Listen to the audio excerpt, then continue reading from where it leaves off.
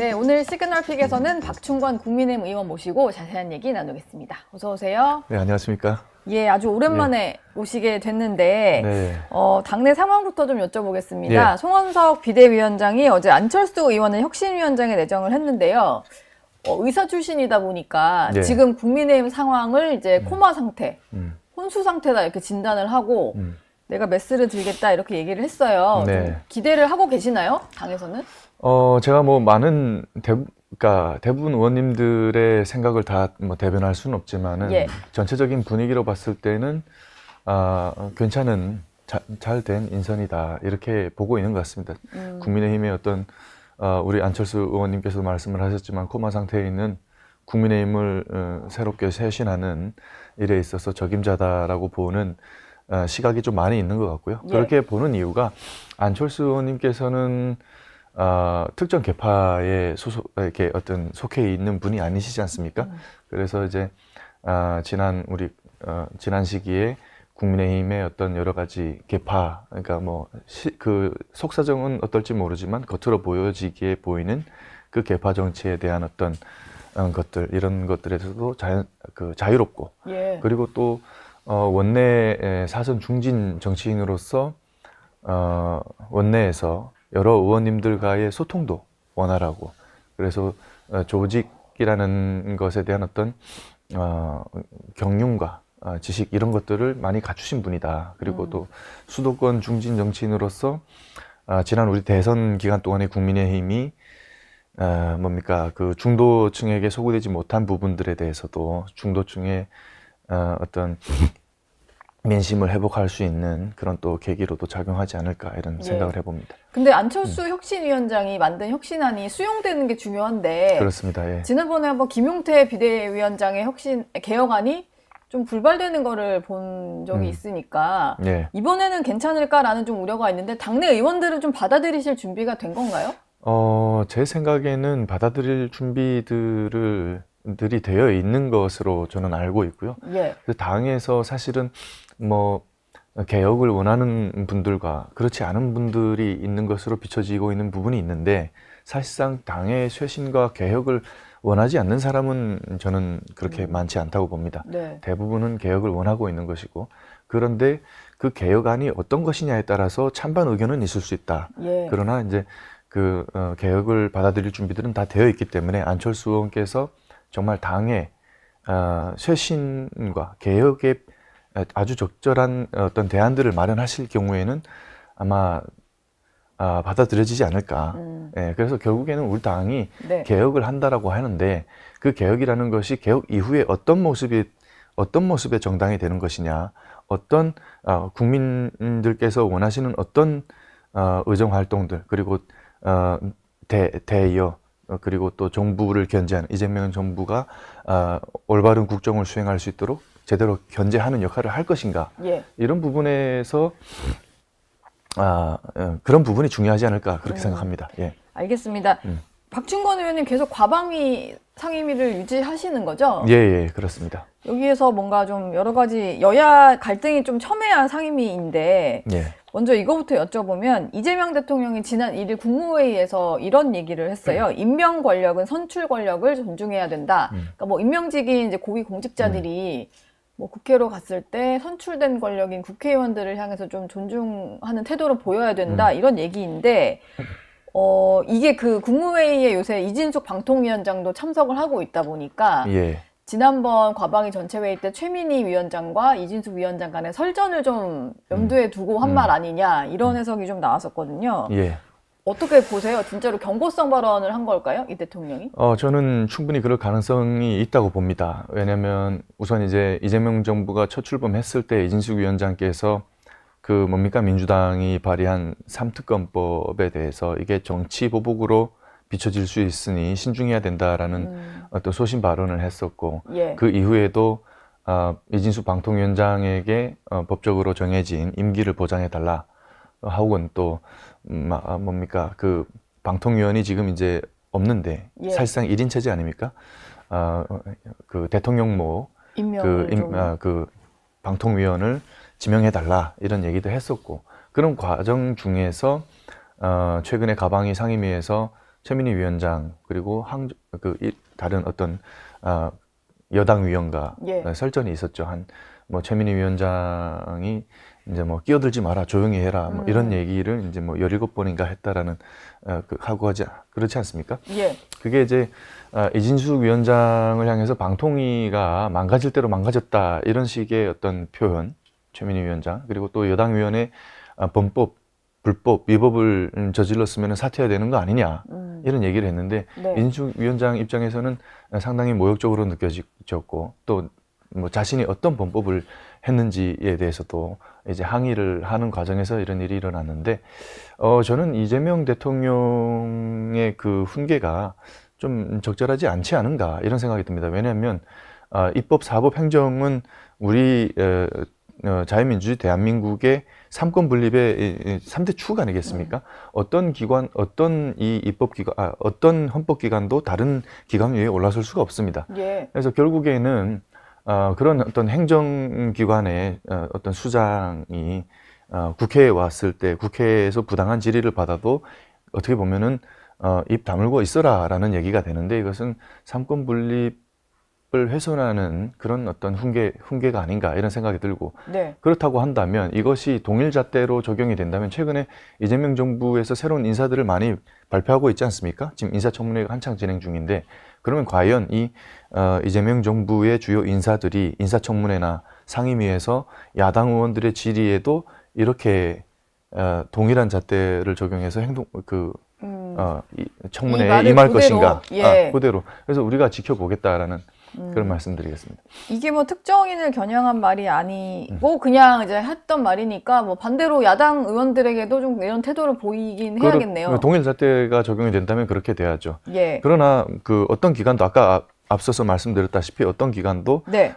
이 삼권 분립의 핵심 축들인 어떤 기관도 다른 기관 위에 군림할 수 없다라는 말씀을 드릴게요. 지금 민주당에서는 뭐 이진숙 위원장이 계속 국무회의는 참석을 하고 있고 대통령과도 뭐 나눴다는 대화 내용들이 뭐 예. 대통령에게 요구했다는 내용들이 보도도 많이 되고 있어요. 근데 민주당에서는 이 위원장의 거취를 좀 많이 압박을 하는 모습인데 특히 뭐 지난 이제 윤석열 정부에서 권익위원장 자리를 놓고 좀 정권과 갈등을 빚었던 전현희 의원 같은 경우는 본인 사례랑 좀 비교가 되니까 되게 불쾌하다 뭐 이런 얘기를 했고 만약에 임기 지키고 싶으면 농림부에 이제 송미령 장관처럼 예. 하라 뭐 이런 얘기도 했어요. 예. 어떻게 들으셨나요? 저는 그 불쾌할 이유도 없고 그 사안 자체가 전혀 다른 사안이 아니다라고 보고 있습니다. 전현희 예. 의원 같은 경우에도 권익위원장으로서 법정 임기를 다 마쳤습니다. 그러면은 과연 이진숙 위원장에게 법정 임기를 마치고 싶으면 어떻게 보면 송미령 장관처럼 전향적으로 나와라라고 했는데 그럼 네. 본인은 당시 윤석열 정부에서 전향적으로 나와서 그러면 법정 임기를 마쳤는가 이런 질문을 드리지 않을 수가 없고 민주당에서도 당시에 그 전현희 그 권익위원장과 관련해서 예. 국정 철학이 달라도 임기를 보장해 줘야 된다라고 주장을 했었습니다. 그리고 뭐 전현희 의원뿐만 아니라 가방위에서도 최민희 위원장과 다른 여당 위원들로부터도 사퇴 압박을 받는 예. 그런 상황이 벌어지고 있는데 네. 이것은 적절하지 않은 그 위력에 의한 또 다른 어떤 폭력이 될 수 있다 이런 말씀드리겠습니다. 어제 과방위 이제 소위에서 민주당과 조국혁신당 주도로 방송사법이 통과를 했는데요. 이게 뭐 공영방송의 이사 추천에 있어서 어떤 그 언론 학계라고 해야 될까요? 학회라든지 시민단체라든지 여기에 좀 참여 비율을 늘리는 거잖아요. 국민의힘에서 이거 좀 막으실 방법은 없는 것 같고 이건 그냥 통과되는 수순으로 갈 수밖에 없겠네요. 민주당이 강행 처리하겠다고 한다면 사실상 우리가 막을 수 있는 방법은 없습니다. 예. 그러나 우리가 소수 야당으로서 할 수 있는 부분은 국민께 이 부분에 대해서 많이 알려드리고 네. 그래서 국민과 함께 이것을 막아내는 그 방법밖에는 없다라는 말씀을 드릴게요. 근데 이게 국민들이 보기에는 이사 숫자를 늘리고 예. 추천하는 권한을 가지는 사람들이 뭐 국회도 있을 수 있고 뭐 예. 학회, 언론 단체 이렇게 늘리는 건데 예. 이렇게만 보면 그 국민들은 뭐가 문제인지 잘 모를 뭐가 것 문제인지 같아요. 알 수가 없죠. 예, 그래서 야당에서 지적하시는 부분은 예. 뭔가요? 그래서 그 부분에 대해서 우리가 이제 국민께 더 이 문제점들, 이 위헌 소지, 이 법안들의 위헌 소지에 대해서 더 많이 알리는 노력들을 해야 된다라는 말씀을 우선 드리겠고, 그래서 예. 지금 아마 이 시간에도 하고 있을 겁니다. 방송 3법 계약 저지를 위한 간담회를 지금 이제 우리 야당 위원들, 야당 하고 가방 위원들 계시는군요. 주관으로 지금 진행을 하고 있는데, 이게 네. 문제가 뭐냐면 출판 보도의 자유를 보장해야 되고, 방송은 어떻게 보면 정치 권력과 경제 권력으로부터도 독립해야 되지만 네. 어떤 언론 노조와 같은 특정 세력의 지배로부터도 독립을 해야 됩니다. 그런데 사실상 국민에게 이 방송에 대한 방송을 돌려드리겠다라는 그럴싸한 말을 토대로 그런 말을 앞에 내세우고, 그 뒤에서 지금 뭐 예를 들어서 뭐 시청자위원회라든가 네. 그리고 뭐 어떤 방송학회라든가 이런 곳에서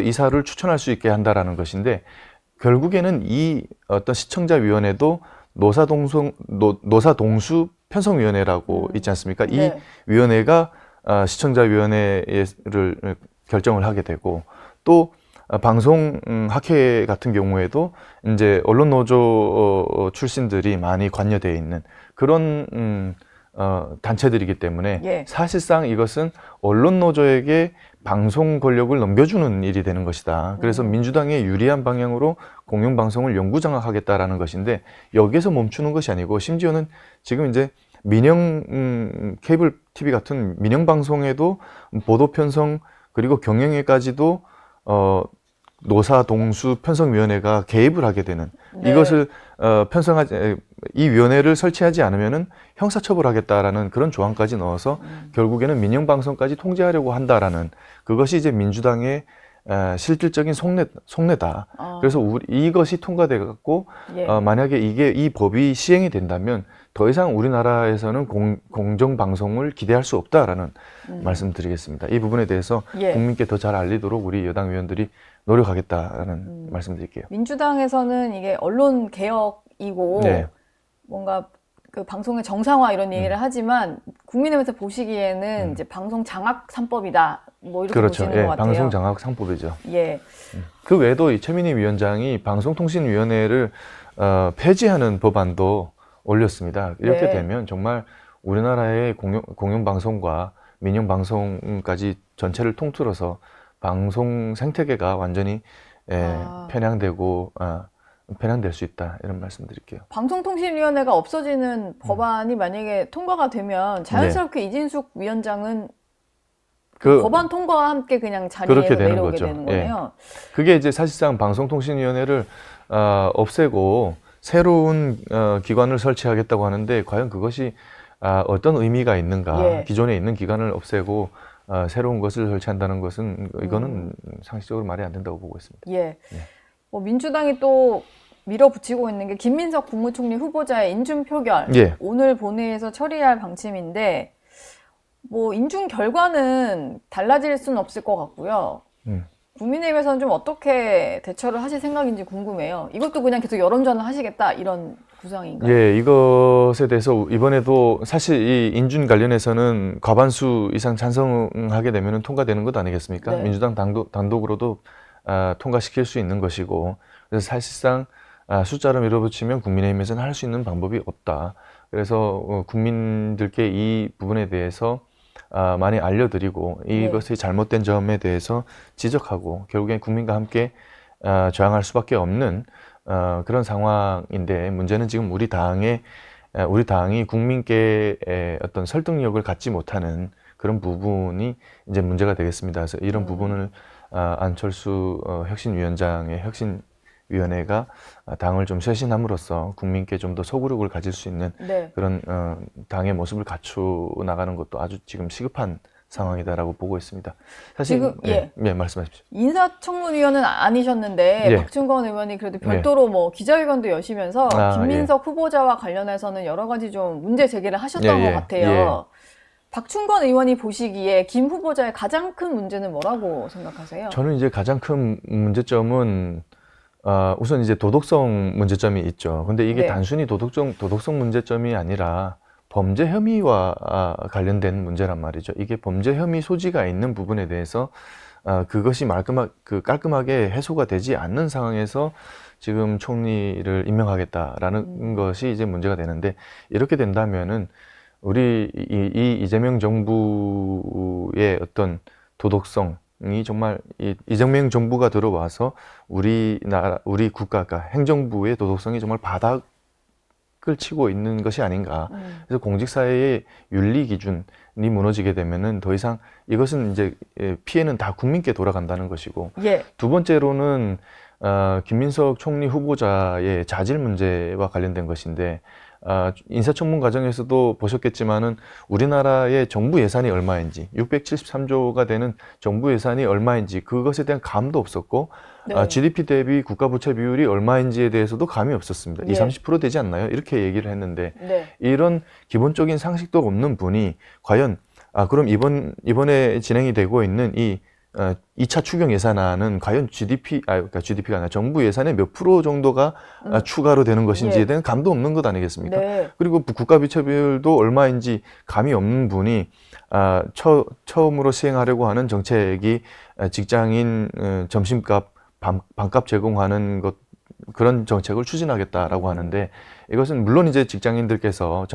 물가가 많이 올라서 점심을 사 먹는 것이 많이 어려울 수는 있습니다. 네. 그러나 정말 능력 있는 총리 후보자, 그리고 민생을 책임진 행정부 일선 수장이라고 한다면 그 밥값을 지원해 주는 것이 아니라 예. 우리 경제를 어떻게 하나 더 잘 살려서 더 잘 경제가 되게 해서 직장인들이 더 많은 월급을 받을 수 있게 하는 방안을 고민하는 것이 저는 적절한 그러니까 총리 후보자로서의 어떤 자세가 아닌가, 예. 이렇게 보고 있습니다.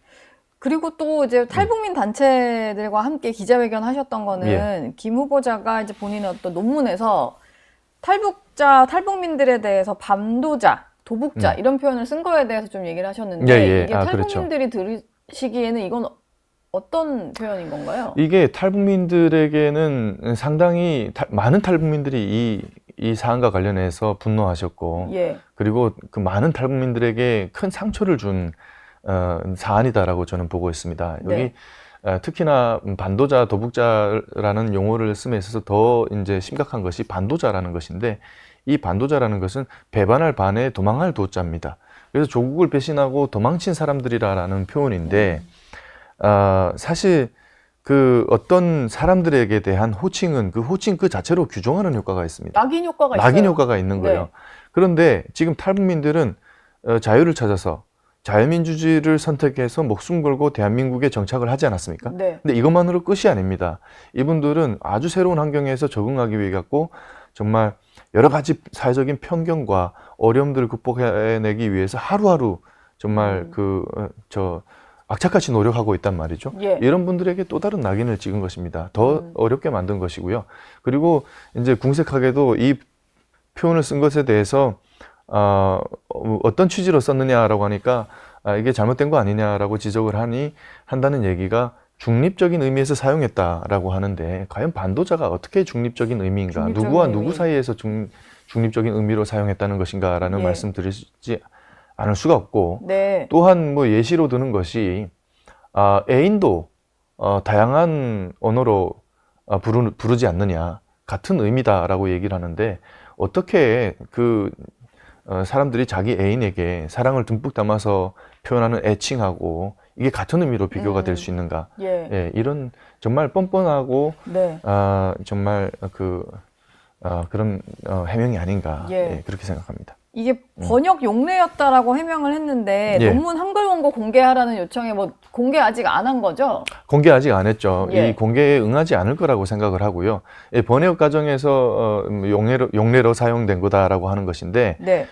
만약에 그것이 사실이라면 한글로 처음에 작성한 그 원본에는 탈북민 혹은 탈북자로 기록이 됐을 거 아니겠습니까? 뭐 제가 김민석 총리 후보자가 최근에 여러 사람들이 쓰고 있는 뭐 세터민 혹은 북향민이라는 용어까지 썼기를 바라지는 않습니다. 네. 그래도 우리가 언론이나 그리고 대한민국 국민들이 통용하고 있는 탈북자라는 표현을 탈북자라는 표현 정도는 적어도 써야 되지 않는 것인가. 이런 의미에서 이제 우리가 요청을 했던 것이고요. 그게 사실 제일 중립적인 예, 표현이니까. 왜냐면은 이게 네. 탈북민들은 자신들을 부르는 그 호칭에 상당히 민감해요. 아까도 말씀드렸다시피 이게 규정하는 효과가 있기 때문에, 낙인 효과가 있기 때문에 예. 상당히 민감한데, 이런 것들을 의식하신 여러 인사들께서 뭐 다른 의미로 한번 불러보자 해서 뭐 세터민이라는 용어도 도입을 해봤고, 그리고 북향민이라는 용어도 써봤고, 이런 네. 것들이 있지 않겠습니까? 예. 그것까지 바라지는 않습니다.